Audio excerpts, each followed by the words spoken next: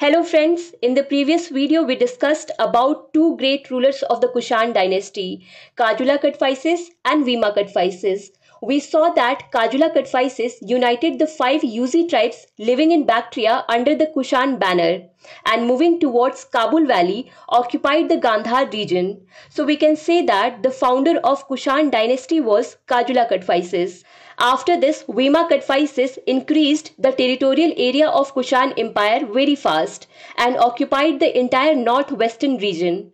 His territorial area was spread till Mathura in the east. But we have already discussed about these two rulers in detail in the previous video. In today's video, we are going to talk about Kanishka, whose rule started in 78 AD. Historians have not yet been able to decide the relation between Kanishka and Vima Kadphises. But because of Kanishka's political achievements and cultural contribution, he is considered to be the greatest ruler of the Kushan dynasty. When his rule started in 78 AD, his territorial area was spread to Afghanistan, Gandhar, Sindh and Punjab at that time. This territorial area was inherited by him, but he expanded his territorial area very rapidly during his rule. And in this way, during his rule, the Kushan Empire reached its peak and emerged as a very mighty force. And this was the reason that the beginning of the Kanishka's rule is also seen as the Shak era. But a question arises here that he was a Kushan, then why is the beginning of his rule seen as a Shak era? The thing is that the people living in India used to call all foreigners Shak. That is why the beginning of his rule is seen as Shak era. Now let's talk about his conquest. So as you can see in the map that he conquered a very large part of India. He conquered Magad and at the same time extended his powers till Patliputra and Bodh Gaya. During the expedition of Patliputra, he also identified a very famous Buddhist scholar, Ashwaghosh, who later became the spiritual advisor of Kanishka. We will see more details about him in this video. But because now we are talking about Kanishka's conquest, so an important detail related to his conquest has also been given to us by Kalhan. Kalhan was a Sanskrit scholar and he wrote Raj Tarangani, which is a historical chronicle of Kashmir. In that he has written that Kanishka had occupied Kashmir as well. But actually the territorial area of Kanishka was not as vast as you can see in the map. The northernmost boundary of his territorial area was Kashmir.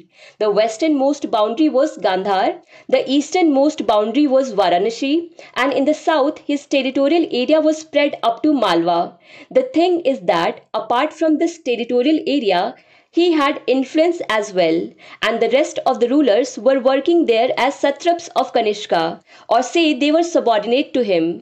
Now here you can see the location of Peshawar in the map. Peshawar was known as Purushpura at that time, and it is used to be the capital of Kushan Empire during the rule of Kanishka. Apart from this, during the rule of Kanishka, Mathura was the second most important place in his territorial area. Many times Mathura is also seen as the second capital of Kanishka, and this is the place where many headless sculptures of Kanishka have also been found. But let's come back to his conquest. He also fought many wars against Chinese rulers and also occupied many Chinese territories.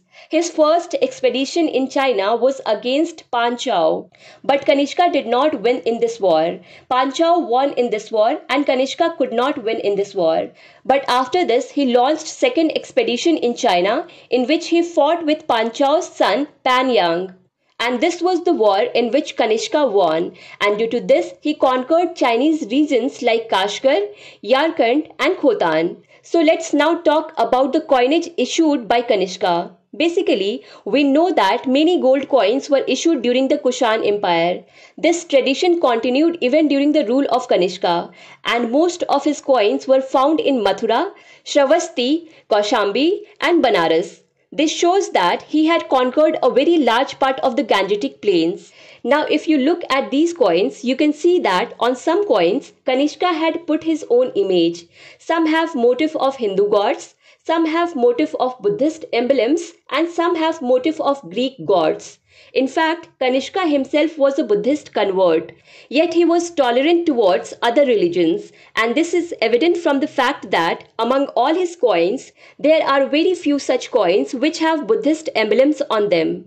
Most of the coins have non-Buddhist inscriptions and images. It can be said that Kanishka's territory must have been a multicultural society. If we talk about inscriptions, then the most important inscription we get during the rule of Kanishka is Sarnath inscription. From the Sarnath inscription, we get to know when exactly the rule of Kanishka started, as well as which titles Kanishka took until where his rule was spread.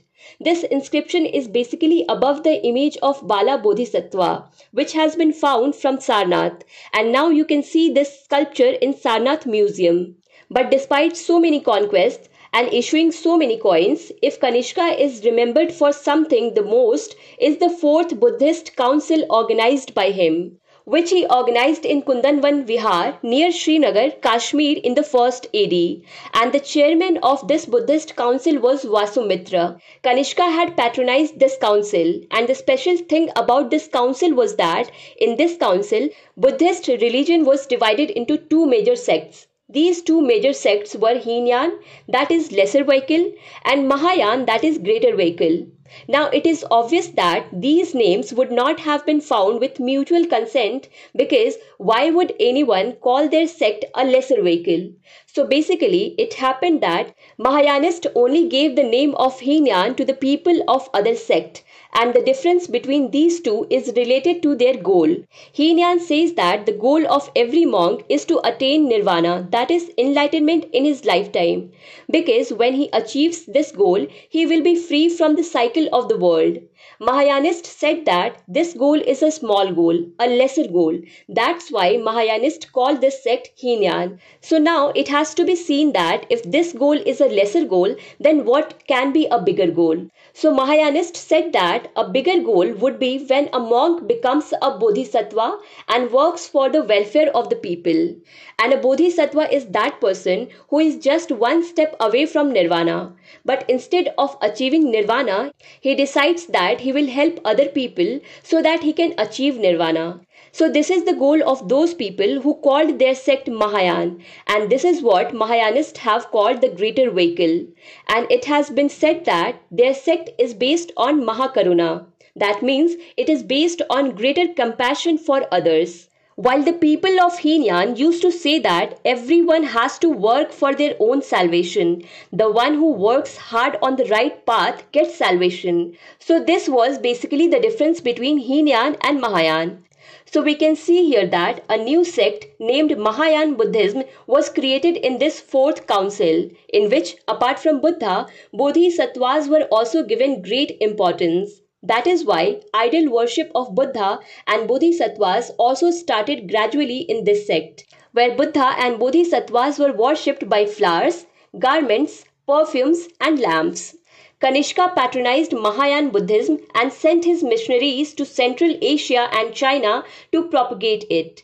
Apart from this, he built Buddhist Chaitya and Vihar at many places in his territorial area. And here you can see the Kanishka Stupa. This is a stupa which was built by Kanishka in Peshawar in the 2nd century AD, which is in today's Pakistan. Although this stupa no longer exists in this form, you will be able to see only some of its remains there. But it is said that when this stupa was built by Kanishka, it was a multi-storied stupa, and it was one of the tallest buildings of that time. This is known to us from the travel records of Chinese traveler Huan Shang, who came to India in the 7th century AD. Apart from this, we also get details related to this stupa from the records of Al-Biruni, which used to belong to the 11th century. Let us see another important detail related to 4th Buddhist Council, and that detail is that 4th Buddhist Council was also attended by Ashwaghosh. Ashwaghosh is the same Buddhist monk who was identified by Kanishka during his Patliputra expedition and made his spiritual advisor. It is believed that Ashwaghosh was the first Sanskrit dramatist, and he was considered the greatest Indian poet before Kalidas. And he also wrote Buddha Charitra in Sanskrit. Now let's talk about those scholars who were patronized by Kanishka. Many names come in these scholars like Vasumitra, who was the chairman of the 4th Buddhist Council. Apart from him, Ashwaghosh, about whom we saw just a while back, and besides these, Charak, who was the most famous physician of ancient India.